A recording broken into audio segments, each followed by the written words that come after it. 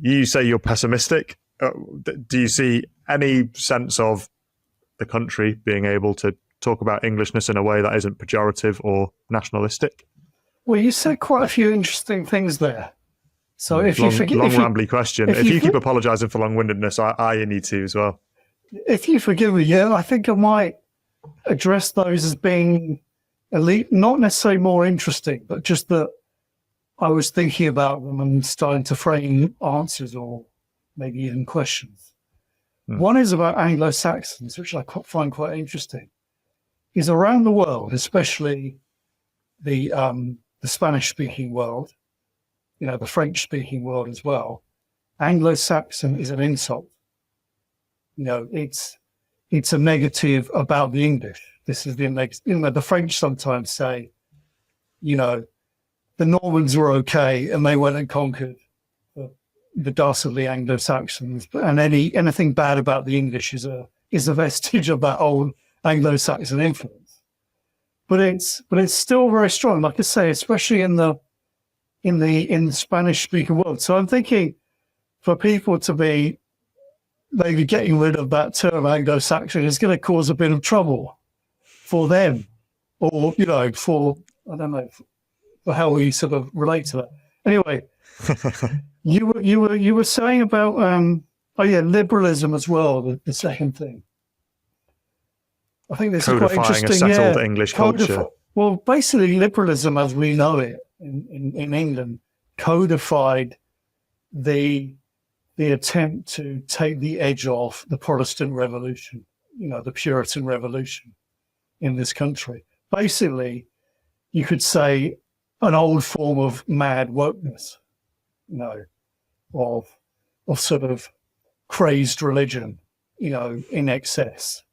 And it was, if you look at John Locke and, his notions of tolerance, he's right at that period after the tumult of all these civil wars and invasions and religious intolerance and reaction and all the rest of it. So I wouldn't say liberalism is like inherently English at all, but it has, I guess, kind of, you could say, codified a level of moderation or brought that out. So maybe I'm contradicting myself there in that has become a core of Englishness, I'd say. As for the question you actually asked, if I can remember it, which is where we're going, is should we be pessimistic? I think we should be optimistic because, I believe in politics, and we should get involved in institutions and in politics and get our hands dirty, as I tried to do in the Labour Party back in the day, and kind of failed, but sort of enjoyed the ride to an extent. We've got to take it seriously. I forget who said it, but if you leave politics to other people, you're leaving it to potential danger. And I think whoever said it said to your inferiors, which maybe isn't completely fair, but if you don't participate in our democratic life, there's one level on which you've got to accept what's coming to you.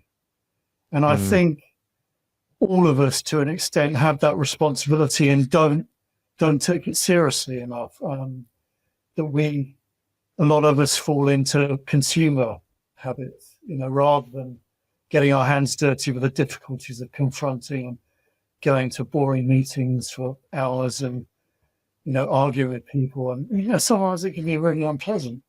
So the easy thing to do is to withdraw and to leave it to other people. And then, like I used to do, moan in the pub.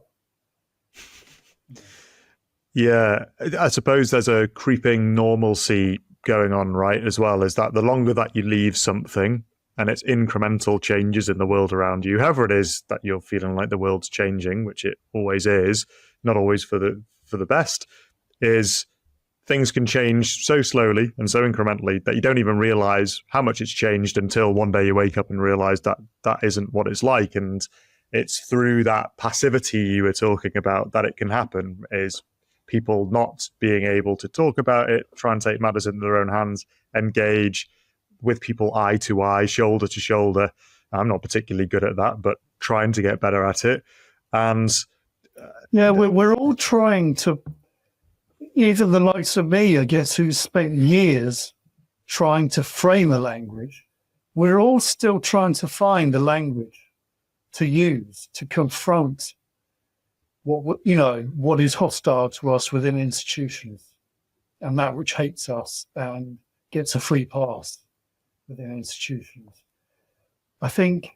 Obviously we're stumbling around and lighting on some things, but it takes time, it takes years, it takes maybe even decades, for that sort of shared language, I think, and shared understanding to work its way through a population.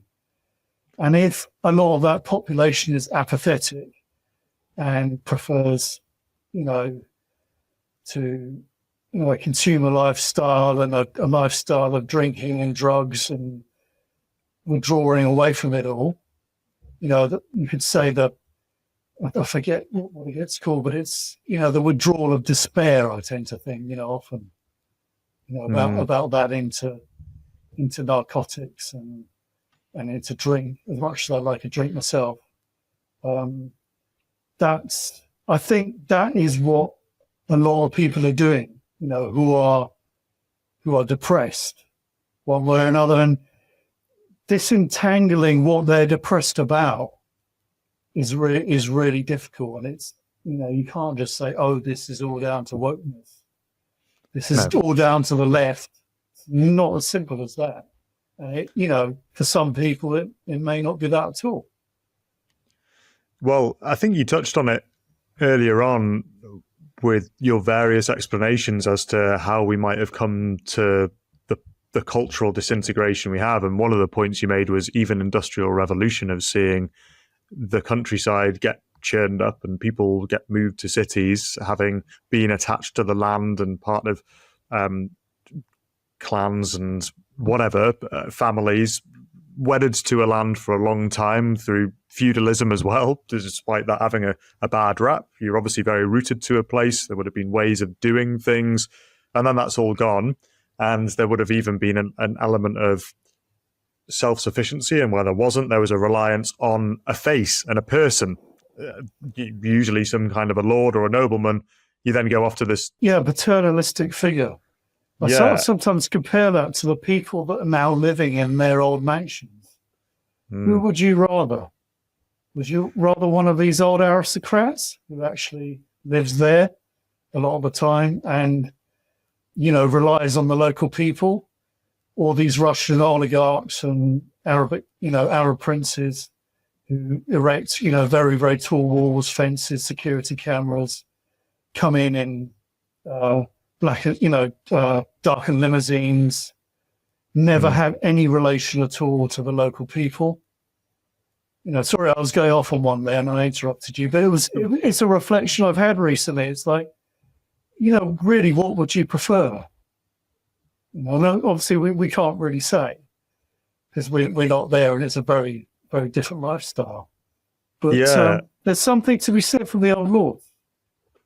Yes, I think that was one of the things that was washed away through industrial modernity, is then we became part of a big hive of industry and urban life and serving paymasters we had no previous connection to. And as you've just alluded to, is now we're at the whims of international finance, borderless organizations, huge organization charts, all these things where you go and earn a living, you are paid, you're clearly paid more than you would have been back then, relatively speaking. But what have we lost in that? Well, I suppose we've become atomistic, and we don't necessarily feel bought into anything like they don't feel bought into us. So perhaps the social contract has come to fray over time through all of these things. There's an excellent young voice, I would say, called Connor Tomlinson. You might have heard of him before. He is only 25 years old, writes very eloquently and speaks very eloquently on all sorts of these culture issues. And he wrote an article recently for the European conservative, called titled The Planned Obsolescence of England. And he opens up talking about a scene from Lord of the Rings, and specifically the doors of Durin at the foot of the mountains of Moria, where the dwarves live. And it's famously depicted in the film as having those two trees either side of it. It's really beautiful. Gandalf has to say a spell and open it up. Anyway, that's what it's based on, something in Old England, a place called Stow in the Wold, and I think it's St. Edward's Church, which is for Edward the Confessor. And what he's trying to get through in all of this is that there was this very settled way of life, which through our obsession with industrialization and motorways and now consumerism and now the digital world, is that it's slipped away from us over time. We didn't really notice it until now, and some of us still don't. And yet it's somewhat of a parable for today. People don't even really know where those things are, but they were a keen sense of who that peoples were in the Midlands, for example. And so I think Connor probably senses something like you with this idea of an existential defeat that's happened over time. And the question, which neither of us can answer and we haven't answered, is, does any of that make a comeback? Do we see a recession from this new modernity? Because clearly people are grasping around looking for something to belong to. But what that is, I don't know. Yes, I mean, I've actually written about that type of thing as well, like NIMBYism. You know, I've written in praise of NIMBYs. Because they're looking to praise. I swear they're not looking to praise. They're looking to actually preserve home. You know, and as I see it, home is in an existential sense. It's not just the four walls of wherever you happen to live. It's your local community. It's your local environment. If you live in a house with a nice view over some fields, and then someone comes along and builds a Barratt home estate where those fields are, you're going to feel a big sense of loss and a loss of home. You know, you may not be able to explain it. You know, you may just sort of feel resentful and go into a rage or whatever. But I think, yes, what you're referring to is this is just one aspect of similar modernization processes going on everywhere. And obviously the increase in population is part of the story. You know, actually, given how many people we have, we do need to build lots of houses. But there's a sacrifice to that. And it's a lot of people losing that little bit of home, that nice meadow where they walk the dog. You know, like I say, looking out onto a nice scene. Yeah, well, that's the big question of what's a country about. All these houses require roads, hospitals, you know, other infrastructure, which deface the landscape. And so, yeah, there's a big sense of loss about this. And so sorry I interrupted you. No, well, I interrupted you. I thought you were coming toward the end and thought, oh, well, I'll jump in with my thought. But we can carry on the Tolkien reference here, because this is almost exactly what Frodo and his fellowship ended up fighting for, right? Is that they left the Shire to save it. They didn't want it. They wanted a simple life. They wanted to remain within that, what is effectively a metaphor for Englishness that Tolkien was trying to get across. But there's this big industrial enemy on the doorstep that is seeking efficiency and total control and doesn't care a jot for those smaller ways of life, just wants to control things. And anyway, we all know the ending, which is depicted by Peter Jackson as Frodo comes back having destroyed the ring. He comes back with the other hobbits. It's all happy. Everyone's got a sense of relief. Not lots of people even know what's happened, but the idea is no, sometimes you're called and you got to go and fight for something. And when you come back, you're forever changed. But Frodo left and no one really knows what happens after that unless you read the books, because basically the hobbits of the Shire forgot the story and ended up selling it on to Saruman anyway to come and trade and to industrialize, and it was slash and burn policies all round. And that gets back to that question I think you're almost implying there when you're talking about the sense of loss people feel through mass building and tarmacking over the land and putting new developments in places, is what is a country for?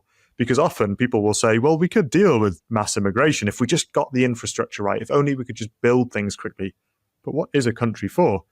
It's not clear to me that it is just for paving over, tarmacking over, building new foundations and building things en masse to just keep on growing. I feel like that isn't what a country's about. I think if you ask most English people, I think there have been surveys, but typically I haven't got one to hand, about what you love about Englishness or about England.